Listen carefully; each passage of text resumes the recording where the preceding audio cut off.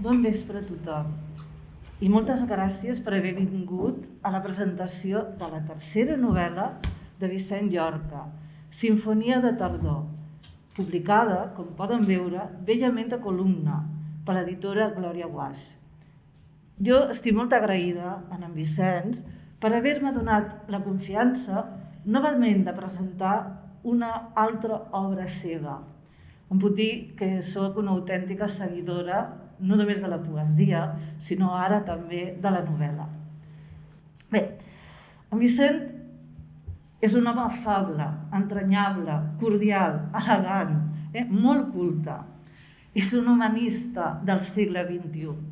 I així es defineix una persona que intenta fer de la paraula literària i l'amor a la cultura una eina per fer créixer la llibertat i la sensibilitat humanes en el món. En Vicenç, si sou lectors seus, ja ho sabeu. I si no, els animo a llegir també Tot el soroll del món i aquell antic missatge de l'amor, per tal d'adonar-se que en aquesta última novel·la, a Simfonia de tardor, tanca una trilogia.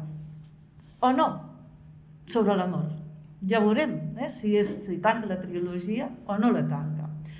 No esperin un amor romàntic, sinó un amor autèntic, un amor de debò. És una reflexió profunda, fa una reflexió profunda sobre l'amor, d'aquell amor que no mor mai. En Vicenç també treballa a consciència la seva escriptura. És un orfebre de la paraula, que es defineix com a escriptor d'escriptura lenta. El seu estil, crec, que és únic i inconfusible. Un amor pur i total sempre ho impregna tot, de la primera a l'última pàgina, i així el seu resultat és impecable. No abandona mai en la seva obra narrativa, el gènere epistolar. És un nostàlgic, crec, del llibre imprès i també de la carta manuscrita, amb paper de qualitat i ploma estilogràfica, com el seu protagonista, en Marc Giral. Aquest cop col·loca els personatges a l'Alt Urgell, sobretot a Organyà, i també a Andorra, deixant clara la seva passió per la natura, pel paisatge i l'excursionisme. I amb la seva lectura gairebé, quan no podíem sortir del poble, semblava que em passejava per aquests paisatges meravellosos. Simfonia de tardor passa a casa nostra, a prop. És un paisatge nostrat i traspua arreu catalanitat. Tal com va fer les seves dues novel·les anteriors, en Vicenç reivindica també aquí les segones oportunitats, amb dos personatges que ja estan a la tardor de les seves vides. Tornem a trobar un home divorciat, un amor del passat que torna del no-res, un llibre, un misteri. També hi són constants les referències a la lectura i a l'escriptura. Contínuament sona la música, però escriu paraules, però la música sona, la música se sent. L'enhorabona, Vicenç, realment busquem simfonies en les estacions de la nostra vida i et presento la meva gratitud per la teva literatura, culta, elegant, que convida a la reflexió i ens aporta quietud, bellesa i alhora transmet valors universals en un moment ben difícil que ens ha tocat viure. Per molts anys, Vicenç, i endavant.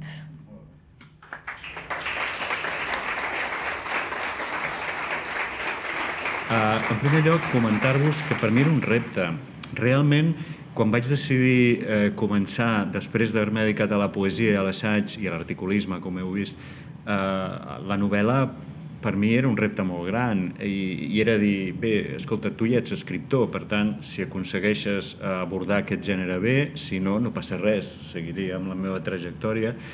Però sí que tenia ganes i jo havia traçat volgudament en la meva trajectòria en un moment determinat posar-me amb la novel·la, però volia fer-ho des de la maduresa, és a dir, des de la idea que tens una visió del món, tens un estil i el proposes, i a veure què passava.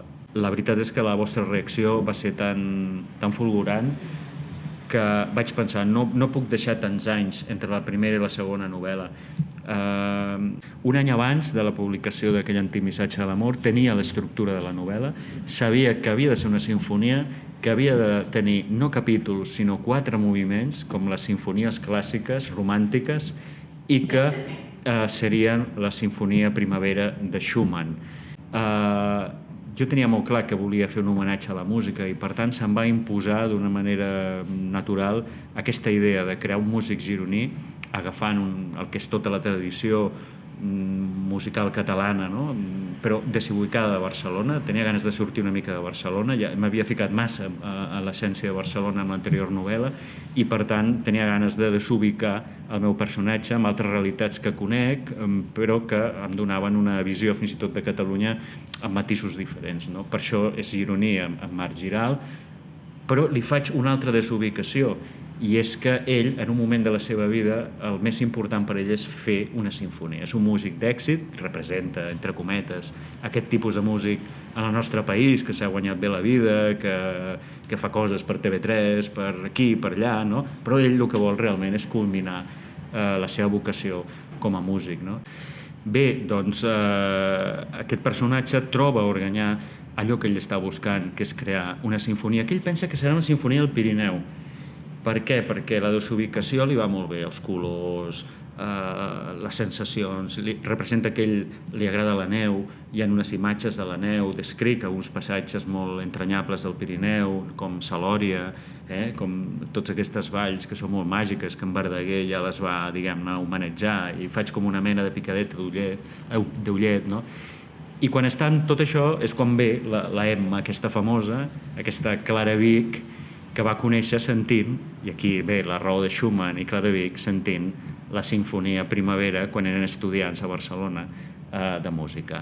I això sí, amb un estil molt àgil, molt fluid, perquè m'agrada molt aquest aspecte cinematogràfic. Jo considero que la novel·la en el segle XXI ha de tenir aquesta característica perquè no té sentit que descrivim i fem les coses com en el segle XIX, com els clàssics. A veure, ells no tenien aquesta formació en el món de la imatge dinàmica com nosaltres la tenim, i no cal dir als nostres joves que ja no és dinàmica, ja és supersònica, i per tant, doncs, en fi, això ja ho veureu, que estic molt d'acord amb el que has dit, barrejat amb poètica, perquè també, perquè sóc poeta, i evidentment falsejaria si intentés fer una altra cosa, he de fer allò que em surt, però també perquè crec profundament en la poeticitat de la novel·la, o jo ho dic clarament, és a dir, a mi m'han interpel·lat molt autors que no passen per ser poetes en absolut, però que tenen unes frases poètiques que et deixen impactadíssims per tota la teva vida. Llavors pensava, doncs, bé, si a sobre tu ets poeta, deixa't anar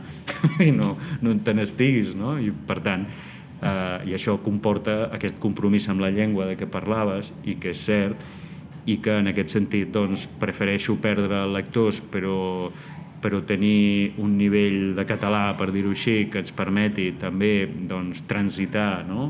En un àmbit creatiu, normal, que no fer depèn quines concessions i anar empobrint el llenguatge fins a límits que dius no són tolerables i no són bons per la nostra llengua en el futur.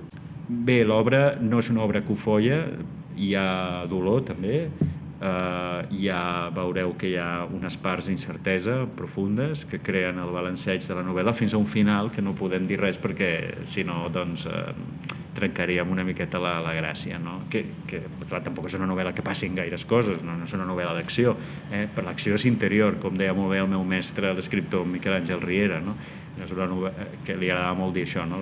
Les novel·les en què passen moltes coses interiors, no moltes accions exteriors, no? Per tant, tenim aquest cantó. Tenim una banda sonora que l'he posada a Spotify i podeu veure, banda sonora de la novel·la Sinfonia de Tardor de Vicenç Llorca, la trobareu, no? O si us feu seguidors meus, ràpidament la tindreu. El ventall és molt ampli, perquè va des d'estàndards fins a música clàssica pura i dura. Per tant, aquí hi ha i la sardana, que també hi és, i el Pau Casals. Per tant, veureu que trobareu aquí una visió molt oberta, molt eclèctica. Jo crec que vivim en un món molt eclèctic, que som capaços de gaudir molt d'una batxata i d'una sinfonia, i per tant ho vivim així, per tant ho hem de descriure així també, i sense cap mena de prejudici. I unit amb això hi ha aquest efecte que dius tu. Me'n vaig adonar que mentre anava escrivint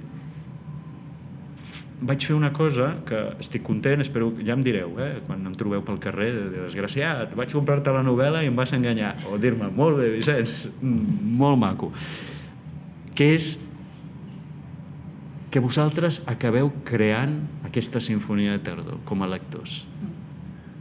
Perquè us dono els ingredients perquè sense cap partitura ni coneixements musicals pugueu fer la vostra. Aquesta sinfonia es crea in absentia de notes. No hi ha partitures, però vosaltres sempre tindreu la sensació d'estar amb partitures a les mans. És curiós, i això hi ha uns lectors ja que m'ho han dit. Certament els nuclis són aquests que la Margalida i jo us hem descrit, i no sé si tanca una trilogia. La veritat és que a la roda de premsa ho vaig dir i tothom li va agradar aquesta idea perquè, entre altres coses, són 10 anys. Tot el soroll del món és del 2011 i aquesta ha sortit el 2021. Són 10 anys, sembla també un cicle, no? Però clar, després vaig pensar, bé, però igual torno a fer-ne una altra i és una tetralogia, no una trilogia, però vaig pensar, bueno, ja està dit, està molt bé, i també és veritat que faci el que faci, això ja està fet, i aquestes 3 novel·les tenen aquests eixos en comú de reflexió humanística sobre la nostra societat, l'amor com a centre de les nostres vides, la dificultat de la relació amb la natura, etc. Totes aquestes coses, d'una manera o una altra, van apareixent a les meves novel·les. Els ulls de l'amor. Què és l'amor? Vet aquí la gran pregunta, la resposta en la pròpia vida. L'amor s'ha de recórrer, ha de succeir. Dit d'una altra manera, hem d'acceptar ser per poder viure'l, trobar-lo. Més aviat, ell ens troba a nosaltres. És un misteri, com el de la creació o el de la nostra creació. Per això és apassionant, irrepetible, total. L'únic que tenim clar és que la vida no és vida sense haver-lo palpat, experimentat. Ens fa humans, millor. Humans que mirem el foc dels déus per uns instants d'eternitat.